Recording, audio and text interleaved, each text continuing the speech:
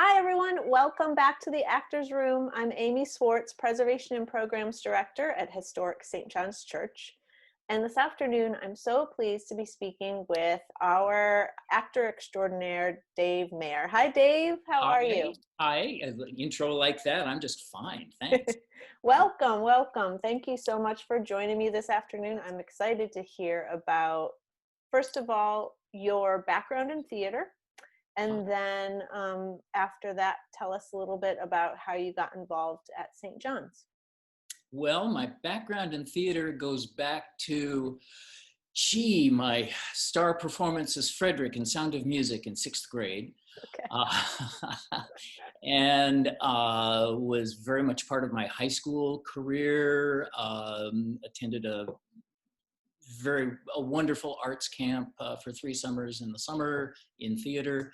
Went off to college intending to do theater, took a left turn, ended up in law school, which is its own kind of theater. Did that for 14 years until I got involved with some people who, one of whom became my current wife, wanted to start a theater company in Portland, Oregon. And we started the Tiger's Heart Shakespeare Company, which was an incredible experience. Got me back into theater, very much involved. Actually, in terms of performance, at that point, I ventured more into singing, trained as an opera classical singer, did a lot of regional opera, musical theater up in the Northwest. And then my wife took a job as artistic director of Richmond Shakespeare Festival here in Richmond. And once she got settled in that job, by settled, I mean making enough money that I could leave Portland, moved here. And one of the first things that I got involved, well, one of the first things I saw when I got here was some friends took us to see the Patrick Henry reenactment at St. John's Church. I was really impressed by that. And Jan was producing or directing a show at Richmond Shakespeare. Kevin Grants was in the cast. And she introduced me to him. He invited me to join. And the rest is, well, history. Right. And I've been doing this since fall of 2013. Okay. All Yeah. right. And which characters do you play? Sorry, which delegates do you play? Well, I have played 8 of the 9 characters. No one has had the reason to put me in as Washington, understandably. But I've played all of the other characters. Principally, I do Nicholas, who also does the intro. And between Henry and Nicholas, those are the 2 roles that really interest me the most. Right. And Nicholas, because of the intro, because of his function, as a delegate, he's like the other delegates, but as the intro, it's a different role. I'm there to, I don't know, I guess in theater, the phrase is warm up the audience. But from my perspective, I'm taking people who come in from the outdoors, not knowing what to expect. And my job is orient them to the time, the place, the attitude, so that when the convention starts, everybody is primed and ready, understanding the stakes. And that, to me, is one of the most important things in the Nicholas role, is making sure that people really get what these people were facing. When I first went, I sat there and I thought, what would I have done? We go through school, we learn about Patrick Henry, becomes this, icon of patriotism. But I think if we had a Second Virginia Convention today, 95% of the audience would be terrified of these radical ideas and the, taking on the British, who were undefeated for decades militarily. There was no template against which to place any of this. So as Nicholas, I try to take it from that 2-dimensional backdrop that we typically see history into a real visceral, hey, you guys, wake up. This is really something important that happened here. And Right. I love that part of the role. Well, I really enjoy watching you play Nicholas, especially for our student audiences. I think that you do a really great job of engaging them getting them excited. So many of the students that come are already familiar with Henry and the speech. And so you really, you get them excited, and I love to see that, especially with our fourth grade kids. Like that, it makes me so happy every time. I am so glad to hear that. Because, well, I mean, I'm just so glad to hear that. And it is one of my favorite parts, because you're talking to sixth graders or fourth graders who, don't quite have the world view. And so I try to find things in the script that will grab them. And one of the learning moments for me was when one day I just said, right now up in Massachusetts, British warships are blockading Boston Harbor. And I could just see people go, what now? What, Boston warships? And it's like they suddenly realize, oh, that's what we're talking about. Right. And some of the more, let's just say, undisciplined schools, they kind of wake up a little bit at that point, and they start to see, oh, right. And the other one is British troops are being housed in private homes against the will of the homeowner. The script says British troops are quartered in private home. Quartered, what does that mean? But to say British troops are housed in private homes against the will of the homeowner. Oh, is that what? Wow. We take this for granted right now. Right.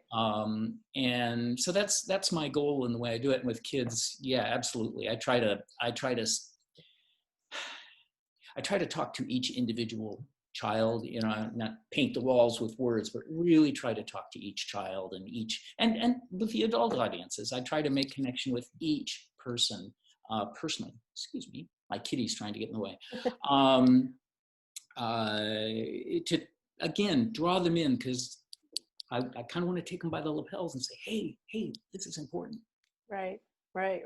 And so what does bring you back show after show and year after year? What brings me back? Mm-hmm. I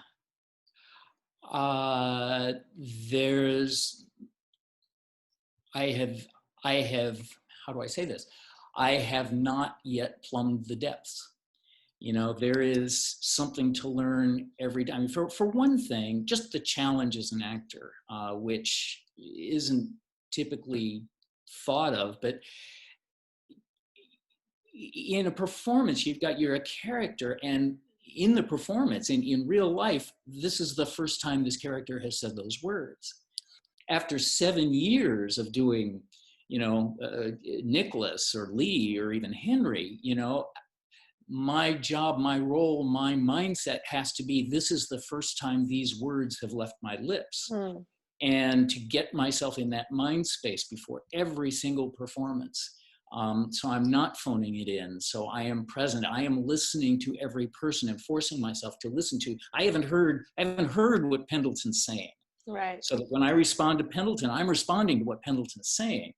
To bring that mind space into every performance, that's a challenge, especially when I'm at a fight with somebody or I'm not feeling well. But then just as you're saying those words ostensibly for the first time, where I am in that moment, how do I feel about those words? Letting that every single performance, it's new because I'm in a different place. I'm, I don't know, a week older, I'm whatever. And that, I don't get bored of that. Yeah. It's always new. Yeah. That comes through with all of the cast. I mean, it's really special, and I love to see the way you all connect. I should say that, the audience is new. Every performance is different because, I don't know, until you've done it like this, the audience shapes the show. The response of the audience, whether they're willing to feed back, are they quiet and repressed? Are they having a bad day? Every school has a personality. Every audience has a personality. So when you're doing a show, you're not, you're not doing it over again. And if you feel like you are, then you need to wake up. You need to, go back out the door, stop, center yourself, and come back in, because it truly is a new show every time. Well, switching gears a little bit, I'm curious if you have any bloopers that you can think of that you want to share. Uh, oh yeah. I mean, everybody has bloopers, and you try to forgive yourself for them. Probably the one that I have the hardest time letting go of was when I did Henry, and I turned to Harris and I, say, British ships are blockading, and I'd been preparing for this. It was the first time I did Henry, and I had his big long speech down, but there are all the asides that maybe I hadn't paid quite the attention to. And instead of British troops are blockading Boston Harbor, I said British troops are blockading Boston Harbor. Oh. I I don't bet know how many nobody people heard it. noticed. I heard it in my head, and I have yet to let that one go. Well, it's always good to be able to laugh at yourself too. Well, but honestly, that's another part of live performance, and especially with casts like we have, who know all the roles, we're there to support each other. So, and people go up, they just lose their lines, forget where they are, and to be able to be there when somebody does, and to come in and support them. I forget Right. who it was, and I wouldn't say if I could. We had it was Henry. Henry went up on a place, and I knew where he was in the script, and fortunately I was on his side. If you're on the opposition side, you got to figure some way to, now you're about to tell us about this, aren't you? But I was able to say, well, what happens for you with that lamp that you hold in front of you? Why do you hold that lamp in front of you? Something to jog them, and everybody does it for everybody. That's I call it performing without a net, except in our case, the cast is the net. We support each other a lot. Right. And that does come through. And that's one of the many things I love about the cast and our whole family at Historic St. John's Church. Yeah. Well, Dave, thank you so much for being with me today. It was great to talk to you. I'm glad to do this. Really enjoyed it. And thank you all for joining us this afternoon. Be sure to check all of our social channels, Facebook and YouTube, for all of these interviews. And so Dave Maier, thank you so much for being with me this afternoon. Thank you, Amy. It's a pleasure. Take care. You too. Bye-bye. Bye.